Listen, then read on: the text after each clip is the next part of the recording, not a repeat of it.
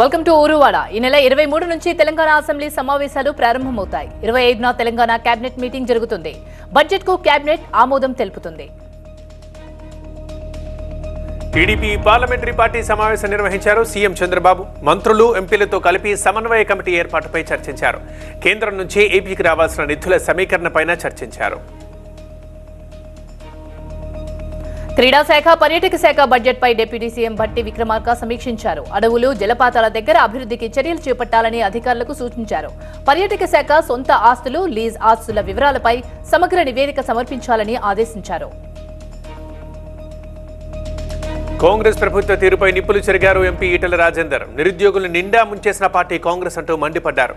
ఎన్నికల ముందు ఓట్ల కోసం నిరుద్యోగుల చుట్టూ తిరిగిన రేవంత్ సీఎం అయిన తర్వాత అదే నిరుద్యోగుల్ని పట్టించుకోకపోవడం దారుణమన్నారు ఈటెల. 31,000 కోట్ల రూపాయల రుణమాఫీ చేశామన్నారు మంత్రి తుమ్మల నాగేశ్వరరావు. ఐవీఎఫ్ ఒక అధునాతన సంతానోత్పత్తి చికిత్స. అనేక దంపతులకు తల్లిదండ్రులు కావాలనే వారి కలను నెరవేర్చుకోవడానికి సహాయపడుతుంది. ఈ రోజే ఓఎస్ఎస్ ఫర్టిలిటీని సందర్శించండి. ఇచ్చిన హామీని కాంగ్రెస్ నిలబెట్టుకుందని తెలిపారు. ఇప్పుడు డబ్బులు పడని వారికి 10 రోజుల్లో 1,00,000 రుణమాఫీ పడతాయని అన్నారు మంత్రి. ఢిల్లీలో తెలంగాణలోని ప్రాజెక్టులపై ఉన్నత స్థాయి సమావేశం జరిగింది. National dam safety authority chairman అధ్యక్షతన ఈ భేటీ కొనసాగింది. మంత్రి ఉత్తమ్ కుమార్ రెడ్డి ఈ సమావేశంలో పాల్గొన్నారు.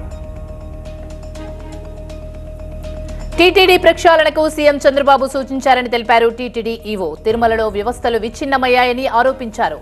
తిరుమల పవిత్రతను కాపాడేలా చర్యలు ఉంటాయని చెప్పారు. 30 రోజుల్లో పలు లోపాలను గుర్తించామన్నారు ఈవో. ఏపీలో దాడుల్ని దేశవ్యాప్తంగా తెలియజేస్తామని వైసీపీ ఎంపీ అయోధ్య రామిరెడ్డి అన్నారు. పార్లమెంట్లో దాడుల అంశం లేవనెత్తుతామని చెప్పారు. రాష్ట్రంలో శాంతి భద్రతల్ని అదుపులో పెట్టారన్నారు. సోమవారం జరిగే అసెంబ్లీలో నిరసన తెలియజేస్తామన్నారు. సైబరాబాద్ పరిధిలో కిలో హెరాయిన్ పట్టుకున్నారు ఎస్ఓటీ పోలీసులు. దీని విలువ దాదాపు 7 కోట్లు ఉంటుందని అంచనా వేస్తున్నారు. 4 నిందితుల్ని అరెస్ట్ చేశారు. హైదరాబాద్లో నకిలీ కరెన్సీ ముఠా గుట్టు రట్టు చేశారు పోలీసులు. 4గురిని అరెస్ట్ చేశారు. నిందితుల దగ్గర నుంచి 7.5 లక్షల నకిలీ కరెన్సీ స్వాధీనం చేసుకుని కంప్యూటర్, 5 మొబైల్ ఫోన్లను సీజ్ చేశారు. కమ్మ కులం అమ్మలాంటిదన్నారు సీఎం రేవంత్ రెడ్డి. హైదరాబాద్ లో జరిగిన కమ్మ గ్లోబల్ ఫెడరేషన్ సదస్సుకు సీఎం రేవంత్ రెడ్డి హాజరయ్యారు. కమ్మ సోదరులు తెలంగాణలో పెట్టుబడులు పెట్టాలని, వారికి ప్రభుత్వం నుంచి మంచి అవకాశం కల్పిస్తుందని చెప్పారు సీఎం రేవంత్ రెడ్డి. సింగరేణికి ఒడిశాలోని నైనీ బ్లాక్ కేటాయింపుతో 3,000 మందికి ఉపాధి కలుగుతోందన్నారు కేంద్ర బొగ్గు గనుల శాఖ మంత్రి కిషన్ రెడ్డి. ఇందుకోసం అక్కడి ప్రభుత్వాన్ని ఒప్పించామని గుర్తు చేశారు. కాపర్ గనుల్ని దేశీయంగా గుర్తించి స్వయం సంపృప్తి సాధించేందుకు పారదర్శకమైన మైనింగ్ విధానాన్ని రూపొందించామన్నారు కిషన్ రెడ్డి. యూపీఎస్సీ తరహాలో టీజీపీఎస్సీలో మార్పులు చేశామన్నారు సీఎం రేవంత్ రెడ్డి. నవంబర్, డిసెంబర్లోగా గ్రూప్ 2, గ్రూప్ 3 పరీక్షలు నిర్వహించేందుకు టీజీపీఎస్సీ చైర్మన్ అంగీకరించారని అన్నారు. రాజీవ్ గాంధీ సివిల్స్ అభయహస్తం పథకాన్ని ప్రారంభించిన సీఎం సివిల్స్ మెయిన్స్ కు ఎంపికైన అభ్యర్థులకు ఆర్థిక సాయం చేశారు. రాష్ట్రంలో రాజ్యాంగం మీద దాడి జరుగుతోందన్నారు కేటీఆర్. పార్టీ ఫిరాయింపుల నిరోధక చట్టాన్ని ప్రభుత్వం తుంగలో తొక్కుతోందని ఆరోపించారు. నిరుద్యోగుల్ని సీఎం రేవంత్ మోసం చేస్తున్నారని, విద్యార్థుల మీద దాడులు చేయడంతో పాటు కేసులు పెడుతున్నారని అన్నారు కేటీఆర్. ఎమ్మెల్యే పులివర్తి నాని ఆరోపణలు అవాస్తవమన్నారు చెవిరెడ్డి భాస్కర్ రెడ్డి. తిరుపతి పట్టణాభివృద్ధి సంస్థలో అవినీతి జరిగితే సమగ్ర విచారణ జరపాలన్నారు. చంద్రగిరి ఓటర్ల జాబితాపై సమగ్ర విచారణ జరగాలని కోరారు. సిఐడి, సిఈసికి తానే లేఖ రాస్తానన్నారు. పార్లమెంట్లో అనుసరించాల్సిన వ్యూహాలపై వైసీపీ ఎంపీలకు దిశానిర్దేశం చేశారు వైఎస్ జగన్. ఉభయ సభల్లో ఏ విధంగా వ్యవహరించాలో ఎంపీలకు సూచించారు. తాడేపల్లి నివాసంలో ఎంపీలతో సమావేశమైన జగన్ ఢిల్లీలో చేయబోయే ధర్నాపై చర్చించారు. ప్రత్యేక హోదా, విభజన సమస్యలపై పోరాడుతామన్నారు YCP MP Mithun Reddy. TDP ప్రభుత్వం చేస్తున్న అరాచకాలను పార్లమెంట్లో లేవనెత్తుతామని చెప్పారు. ఏపీలో జరుగుతున్న హత్యాకాండను దేశం దృష్టికి తీసుకెళ్తామన్నారు మిథున్ రెడ్డి. వైసీపీ అధినేత జగన్ పై విరుచుకుపడ్డారు మంత్రి అనగాని సత్యప్రసాద్. నిందితులతో టీడీపీ వాళ్ల ఫోటోలుంటే కేసులు పెట్టాలంటున్నారని, అత్యాచార కేసుల నిందితులు జగన్తో ఫోటోలు దిగారని అన్నారు. అవి చూసి జగన్ పై రేప్ కేసులు పెట్టొచ్చా అంటూ ప్రశ్నించారు. 11 సీట్లు ఇచ్చిన ప్రజల్ని అవమానించేలా జగన్ మాట్లాడితే ఊరుకునేది లేదని హెచ్చరించారు అనగాని. వైసీపీ అధినేత జగన్ కామెంట్స్ కు కౌంటర్ ఇచ్చారు బీజేపీ నేత భానుప్రకాష్. జగన్ ఢిల్లీలో కాదు చంద్రమండలంలో ధర్నా చేయాలన్నారు. ఎన్డీఏ కూటమి అధికారంలోకి వచ్చి నెల రోజులే అయిందని, రాష్ట్రాన్ని స్వర్ణాంధ్రప్రదేశ్ గా మార్చాలన్న లక్ష్యంతో ముందుకు వెళ్తున్నామని చెప్పారు. శాంతి భద్రతలపై అసెంబ్లీలో శ్వేతపత్రం విడుదల చేస్తామని, విధ్వంసం చేసిన ఏ నాయకులను వదిలిపెట్టబోమన్నారు బీజేపీ నేత. తిరుమల శ్రీవారిని దర్శించుకున్నారు రాష్ట్ర హోంమంత్రి అనిత. వెంకటేశ్వర స్వామికి మొక్కులు చెల్లించుకున్నామని చెప్పారు. కూటమి ప్రభుత్వంపై స్వామివారి ఆశీస్సులు మెండుగా ఉంటాయన్నారు. రాష్ట్రం అభివృద్ధి పథంలో దూసుకెళ్తుందన్న నమ్మకం ఉందన్నారు. ఏర్పాట్ల పట్ల తిరుమలలో భక్తులు ఎంతో ప్రశాంతంగా ఉన్నారని చెప్పారు హోంమంత్రి అనిత. వినుకొండ మర్డర్ పై జగన్ కామెంట్స్ కు కౌంటర్ ఇచ్చారు జనసేన ప్రధాన కార్యదర్శి నాగబాబు. ఇకనైనా శవ రాజకీయాలు చేయడం మానుకోవాలన్నారు. పాత పగలతోనే రషీద్ మర్డర్ జరిగిందని, దానికి రాజకీయ రంగు పులమడానికి ట్రై చేయొద్దని చెప్పారు. జగన్ కు ధైర్యం ఉంటే అసెంబ్లీ సమావేశాలకు హాజరై అక్కడ మాట్లాడాలన్నారు నాగబాబు. అమరావతి రాజధానికి కులాలు అంటగట్టారని వైసీపీపై విరుచుకుపడ్డారు గురజాల ఎమ్మెల్యే ఎర్రపతినేని శ్రీనివాసరావు. చంద్రబాబు అరెస్టుకు నిరసనగా హైదరాబాద్లో ఐటీ ఉద్యోగులు ఆందోళన చేస్తామంటే బీఆర్ఎస్ నేతలు అడ్డుకున్నారని గుర్తు చేశారు. అందుకే వారిని ప్రజలు పక్కన పెట్టారన్నారు. కమ్మ కులానికి పెట్టే గుణమే తప్ప తీసుకునే గుణం లేదన్నారు. అన్న ఎన్టీఆర్ పార్టీ పెట్టడం వల్లనే యువకులకు అవకాశం వచ్చిందన్నారు ఎర్రపతినేని. కడప జిల్లా పొద్దుటూరు మున్సిపల్ కార్యాలయంలో మాజీ సీఎం జగన్, మాజీ ఎమ్మెల్యే రాచమల్లు ఫోటోలపై రగడ రేగుతోంది. ప్రభుత్వం మారినా ఇంకా సీఎం చంద్రబాబు, పవన్ కళ్యాణ్ ఫోటోలను ఎందుకు పెట్టలేదని కమిషనర్ను నిలదీశారు టీడీపీ నేతలు. వారి ఆందోళనతో జగన్, రాచమల్లు ఫోటోలు తొలగించి సీఎం చంద్రబాబు ఫోటో పెట్టారు కమిషనర్ రఘునాథ్ రెడ్డి.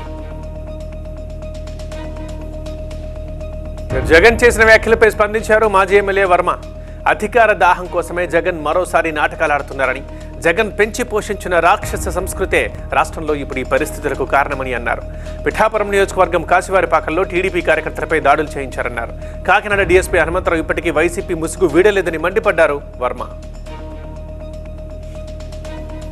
జేసీ ప్రభాకర్ రెడ్డి వ్యాఖ్యలకు మాజీ ఎమ్మెల్యే కేతిరెడ్డి పెద్దారెడ్డి కౌంటర్ ఇచ్చారు. తాడిపత్రి ప్రభాకర్ రెడ్డి జాగిర్ కాదని, జిల్లా నుంచి తనను బహిష్కరించడానికి జేసీ ఎవరని ఆయన ప్రశ్నించారు. తనను అంతం చేస్తానని ప్రభాకర్ రెడ్డి అంటున్నారని, జేసీ బెదిరింపులకు భయపడేది లేదన్నారు కేతిరెడ్డి. నటి శ్రీరెడ్డిపై కేసు నమోదు చేశారు కర్నూలు పోలీసులు. CM Chandrababu, deputy CM Pawan Kalyan, హోంమంత్రి అనితలపై వ్యాఖ్యలు చేశారు శ్రీరెడ్డి. సామాజిక మాధ్యమాల్లో అసభ్య పదజాలంతో దూషిస్తున్నారని శ్రీరెడ్డిపై కంప్లైంట్ చేశారు టీడీపీ నేత రాజు. వెంటనే ఆమెను అరెస్ట్ చేసి కఠినంగా శిక్షించాలంటూ డిమాండ్ చేశారు టీడీపీ నేతలు. సింహాచలంలో గిరి ప్రదక్షిణ కొనసాగుతుంది. స్వామివారి పుష్పరథం ప్రారంభమైంది. 32 కిలోమీటర్ల ప్రదక్షిణకు 12 గంటల సమయం పట్టనుంది. రాత్రి నుంచి స్వామివారి ప్రత్యేక దర్శనాలుంటాయి. రేపు ఉదయం నుంచి ఆలయ ప్రదక్షిణ ప్రారంభం కానుంది. మంచిర్యాల జిల్లాలో గంజాయి, మత్తు పదార్థాల నిర్మూలనకి స్పెషల్ డ్రైవ్ చేపట్టారు పోలీసులు. బెల్లంపల్లి రూరల్ సీఐ అఫ్జలుద్దీన్ ఆధ్వర్యంలో రైల్వే స్టేషన్లో స్పెషల్ పార్టీ డాగ్ స్క్వాడ్తో ఆకస్మికంగా తనిఖీలు చేశారు. భారీ వర్షాలతో జీహెచ్ఎంసీ అధికారులు అప్రమత్తమయ్యారు. హుస్సేన్ సాగర్ కు వరద నీరు ముంచెత్తడంతో 3 గేట్లు ఎత్తి దిగువకు నీటిని విడుదల చేశారు. వరద ఉధృతిని నిరంతరం అధికారులు పరిశీలిస్తున్నారు. ఏపీలో భారీ వర్షాలకు ప్రాజెక్టులు జలకళ సంతరించుకున్నాయి. పోలవరం ప్రాజెక్టుకి వరద నీరు పోటెత్తడంతో 48 రేడియల్ గేట్ల ద్వారా నీటిని దిగువకు విడుదల చేస్తున్నారు. అల్లూరు జిల్లా చింతూరు ఏజెన్సీలో భారీ వర్షాలు కురుస్తున్నాయి. చూటూరు దగ్గర సోకిలేరు వాగు ఉధృతంగా ప్రవహిస్తోంది. దీంతో చింతూరు, విఆర్పురం మండలాలకు రాకపోకలు నిలిచిపోయాయి. ఏపీ ఒడిశా జాతీయ రహదారిపైకి వరద నీరు వచ్చింది. అటు కల్లేరు దగ్గర జాతీయ రహదారి కొట్టుకుపోయింది. ఇటు పాడేరు ఏజెన్సీలో కురిసిన వర్షానికి కొత్తపల్లి జలపాతం ఉరకలేస్తోంది. భారీ వర్షాల నేపథ్యంలో చుట్టుపక్కల గెడ్డలు, కొండవాగు ప్రాంతం నుంచి భారీగా నీరు జలపాతంలో కలవడంతో 2 రోజులుగా జలపాతంలో వరద ఉధృతి ఎక్కువైంది. వరద ఉధృతి తగ్గేదాకా పర్యాటకుల్ని అనుమతించబోమని నిర్వాహకులు చెబుతున్నారు. భద్రాద్రి కొత్తగూడెం జిల్లాలో కుండపోత వర్షాలు కురుస్తున్నాయి. ఎగువ కురిసిన వర్షాలతో గోదావరి నదికి వరద పోటెత్తుతోంది. వరద ఉధృతికి పెదవాగు ఉప్పొంగడంతో డ్యాం గేట్లు దెబ్బతిని ప్రాజెక్టుకు గండిపడింది. విజయనగరం జిల్లా వ్యాప్తంగా వర్షాలు కురుస్తున్నాయి. వాగులు, వంకలు పొంగి పొర్లుతున్నాయి. లోతట్టు ప్రాంతాలు జలమయమయ్యాయి. తుఫాను నేపథ్యంలో అప్రమత్తమైన అధికారులు విద్యాసంస్థలకు సెలవులు ప్రకటించారు. ఎన్టీఆర్ జిల్లాలో ఎడతెరిపి లేకుండా కురుస్తున్న వర్షాలతో వాగులు వంకలు పొంగి పొర్లుతున్నాయి. ఎన్టీఆర్ జిల్లా గంపలగూడెం మండలం కట్టలేరు దగ్గర వరద ఉధృతితో రాకపోకలకు అంతరాయం ఏర్పడింది. 15 గ్రామాలకు రాకపోకలు నిలిచిపోయాయి. కట్టలేరు వాగు బ్రిడ్జి వైపు వెళ్లకుండా పికెటింగ్ ఏర్పాటు చేశారు. ప్రజలు అప్రమత్తంగా ఉండాలని సూచించారు. కుండపోత వర్షాలకు ఏజెన్సీలో కొండవాగులు ఉధృతంగా ప్రవహిస్తున్నాయి. కల్వర్ట్లపై నీటి ప్రవాహం ఎక్కువగా ఉండడంతో అధికారులు ప్రయాణాల్ని నిలిపివేశారు. దెందులూరు మండలం సత్యనారాయణపురంలో గుండేటి వాగు ఉధృతితో గ్రామంలో రాకపోకలు పూర్తిగా నిలిచిపోయాయి. భారీ వర్షాలతో కృష్ణమ్మ పరవళ్లు తొక్కుతోంది. ఎగువ నుంచి భారీగా వరద వస్తుండటంతో జూరాల ప్రాజెక్టు 5 గేట్లు ఎత్తి 19,615 క్యూసెక్ల నీటిని దిగువకు శ్రీశైలం ప్రాజెక్టుకు విడుదల చేస్తున్నారు. విద్యుత్ ఉత్పత్తికి మరో 37,250 క్యూసెక్ల నీటిని వినియోగిస్తున్నారు.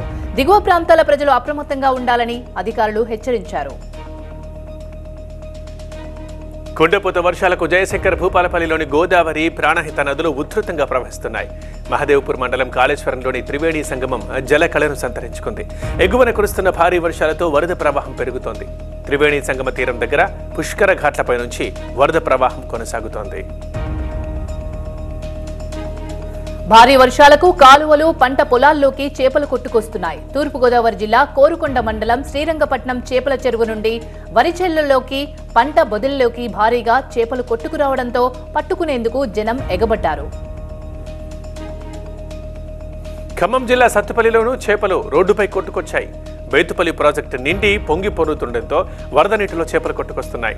దీంతో చేపల్ని పట్టుకునేందుకు పోటీ పడుతున్నారు స్థానిక ప్రజలు. దోమతెరలు, చీరల్నే వలలుగా మార్చేసి చేపల నిండి పట్టేసి ఇంటికి తీసుకెళ్తున్నారు. అల్లూరు జిల్లాలో భారీ వర్షాలు బీభత్సం సృష్టిస్తున్నాయి. కుండపోత వానకు మాడుగుల మండలం గొడమేవి మామిడిలో ఓ ఇంటి గోడ కుప్పకూలింది. దాంతో ఇంట్లో ఉన్న యువతికి తీవ్ర గాయాలయ్యాయి. గోడ శిథిలాల కింద ఇరుక్కున్న యువతిని బయటికి తీసి హాస్పిటల్కు తరలించారు గ్రామస్తులు. ఏలూరు జిల్లాలో వరద ప్రభావిత ప్రాంతాల్లో పర్యటించారు మంత్రి పార్థసారథి. ఎమ్మెల్యేలు చింతమనేని ప్రభాకర్, సొంగ రోషన్ కుమార్, చిర్రి బాలరాజులు. కుక్కునూరు, వేలేరుపాడుల్లో వరద పరిస్థితిపై అధికారులను అడిగి తెలుసుకున్నారు. వర్షాలు, వరదల పరిస్థితిపై ఎప్పటికప్పుడు సమీక్షిస్తూ తగిన జాగ్రత్తలు తీసుకోవాలని సూచించారు. కొమరం భీం ఆసిఫాబాద్ జిల్లాలో 3 రోజులు భారీ వర్షాలు పడతాయని వాతావరణ శాఖ హెచ్చరికలు జారీ చేసింది. దీంతో ఆసిఫాబాద్ మండలంలోని గుండి గ్రామంలో ప్రజలు వాగు వద్దకు రావద్దని, వాగు దాటే ప్రయత్నం చేయొద్దని డప్పు చాటింపు వేయిస్తున్నారు అధికారులు. గ్రామంలో ఉన్న కరెంటు పోల్స్ ముట్టుకోవద్దని సూచించారు. గుండి పెదవాగు వద్ద పోలీసులు పహారా ఏర్పాటు చేశారు. ఆదిలాబాద్ జిల్లాలో భారీ వర్షాలకు బోత్ మండలం పొచ్చెర జలపాతం ప్రమాదకరంగా ప్రవహిస్తోంది. దీంతో ఈ జలపాతానికి పర్యాటకుల సందర్శన నిలిపేశారు అటవీ శాఖ అధికారులు. భారీ వర్షాల నేపథ్యంలో 3 రోజుల పాటు జలపాతం వద్దకు పర్యాటకుల్ని అనుమతించబోమని తెలిపారు. పొచ్చెర జలపాతం వైపు ఎవరూ రావద్దంటూ విజ్ఞప్తి చేశారు అధికారులు. ములుగు జిల్లాలో వర్షాలు జోరుగా కురుస్తున్నాయి. ఈ వర్షాల కారణంగా కొండాయి, దొడ్ల గ్రామాల మధ్య నిర్మిస్తున్న ఫుట్ ఓవర్ బ్రిడ్జ్ పనులకు అంతరాయం కలుగుతోంది. గత ఏడాది వరదలకు వంతెన కొట్టుకుపోవడంతో ఈ ఫుట్ ఓవర్ బ్రిడ్జ్ నిర్మిస్తున్నారు. మళ్లీ వరదలకు ఇక్కడి గ్రామాల ప్రజలు రాకపోకలకు ఇబ్బంది ఏర్పడింది.